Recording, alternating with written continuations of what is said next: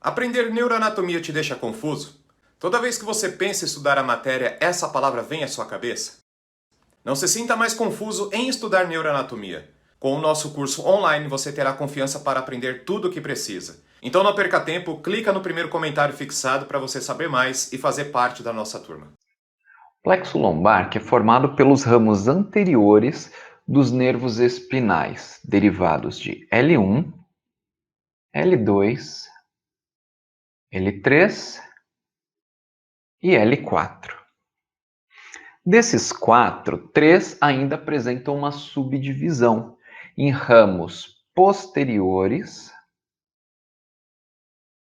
representados em amarelo, e ramos anteriores,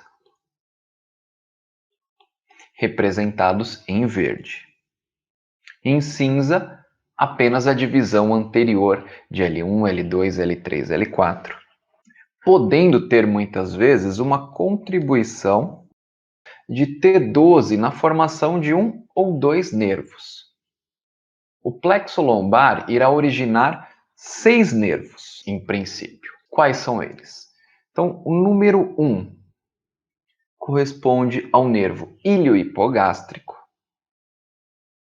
Número 2, o nervo ilioinguinal.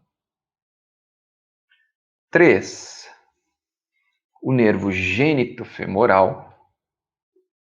4, nervo cutâneo-femoral lateral. 5, o nervo femoral.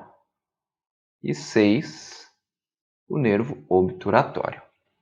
Falaremos sobre a formação de cada um desses nervos, bem como o trajeto e funções.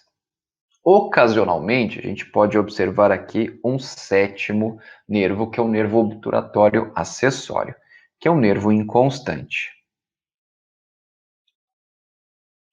Então, vamos identificar mais uma vez esses nervos. Reparem que os dois primeiros ramos, o nervo iliohipogástrico e o ilioinguinal, frequentemente partem de um tronco comum que representa o ramo anterior de L1, localizado posteriormente ao ligamento arqueado medial.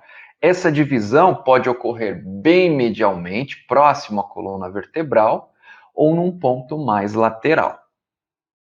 Então, repetindo, o 1 corresponde ao nervo iliohipogástrico, 2, nervo ilioinguinal, 3, o nervo gênito-femoral, que vai se dividir em um ramo femoral lateralmente, um ramo genital medialmente, o nervo cutâneo femoral lateral em 4, o nervo femoral em 5 e o nervo obturatório em 6.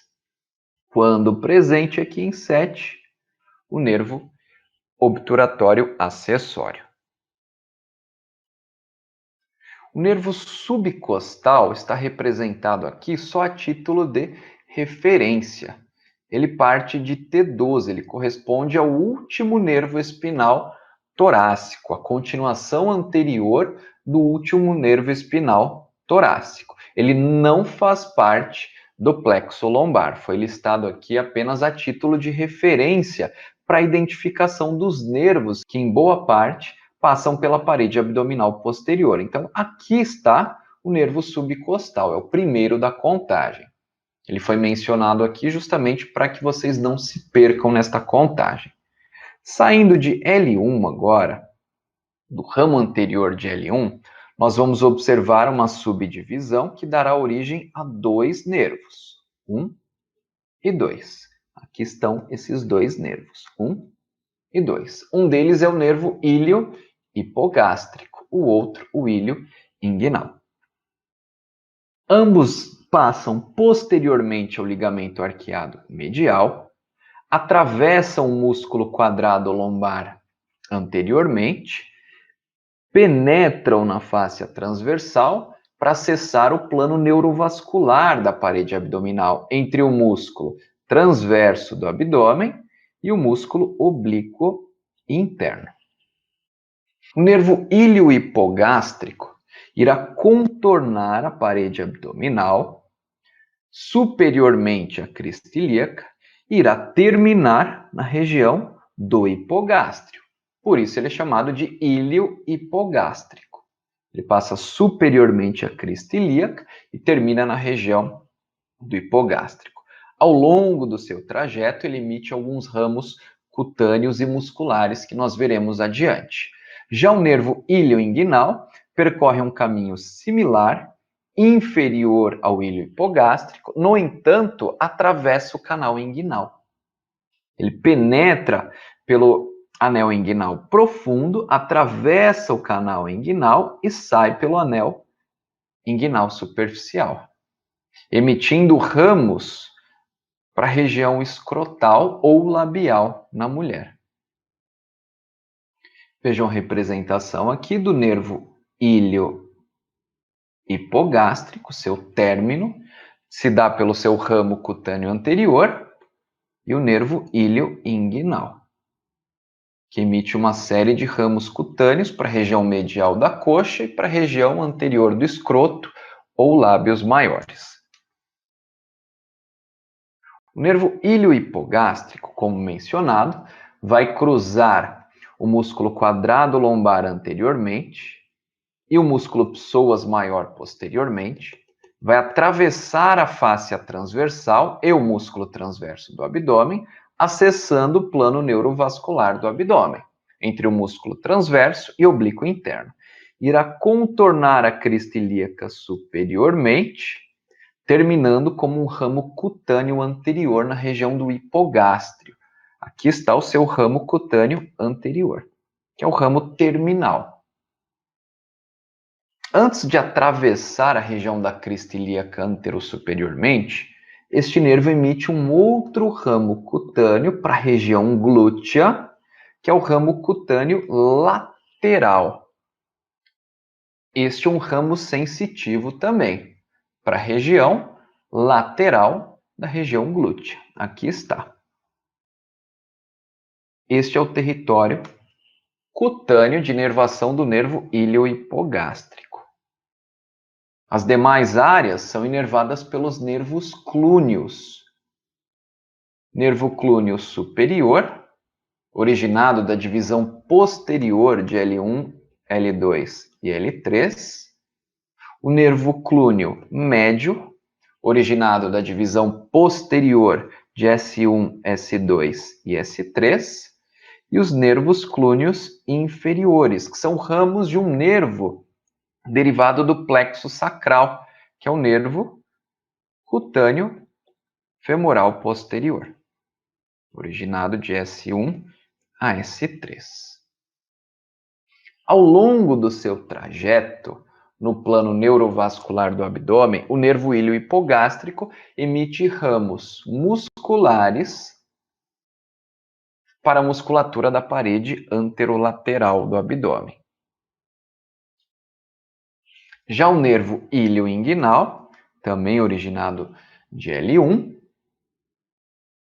como mencionado anteriormente, vai atravessar o canal inguinal, acessando no homem o escroto, na mulher a região dos lábios, para emitir ramos cutâneos para a região medial da coxa e região escrotal anterior. Esses ramos cutâneos terminais são chamados ramos escrotais ou labiais na mulher anteriores. Tanto o nervo ilioinguinal quanto o nervo iliohipogástrico são nervos mistos. O nervo ilioinguinal também emite alguns ramos musculares ao longo do seu trajeto para a musculatura da parede lateral do abdômen.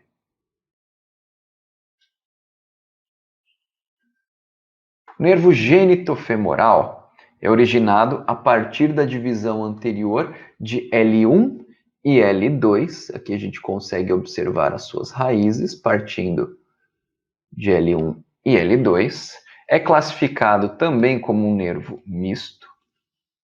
Após as suas duas raízes se unirem posteriormente ao músculo psoas maior, o seu tronco principal atravessa o ventre do músculo psoas maior quando dentro do ventre ou após atravessá-lo se divide em dois ramos. Vou chamar um ramo aqui de 1 e um ramo de 2. O ramo mais lateral deles é o chamado ramo femoral do nervo gênito-femoral. Enquanto que o ramo mais medial, aqui em 2, é o ramo genital. O ramo femoral lateral é um ramo puramente sensitivo. Ele vai cruzar o ligamento inguinal, póstero inferiormente, passando pela região subinguinal, por um espaço denominado lacuna dos vasos. Vejam só, a parte medial da região subinguinal, aqui está ele, passando pela lacuna dos vasos, para inervar a pele da região inguinal, da região do trígono femoral, nós veremos mais adiante. Já o ramo genital vai atravessar o canal inguinal. Este classificado como misto, pois apresenta um componente sensitivo e um componente motor que nós veremos a seguir. Então vejam aqui o ramo lateral, que é o ramo femoral, que após atravessar a região subinguinal, na lacuna dos vasos, se ramifica formando uma série de ramos cutâneos para esta região aqui, para a pele que recobre a região do trígono femoral. Já o seu ramo medial, ou seja, o ramo genital, vai atravessar o canal inguinal, vai emitir ramos cutâneos para a pele do escroto ou dos lábios maiores, nas mulheres, e também irá emitir ramos motores para este músculo aqui, chamado músculo cremaster, que apesar da sua contração involuntária, apresenta uma inervação somática, derivada do componente motor do ramo genital do nervo gênito-femoral, que ativa o músculo cremaster. Este componente pode ser testado através do reflexo cremastérico, estimulando a pele da região medial da coxa.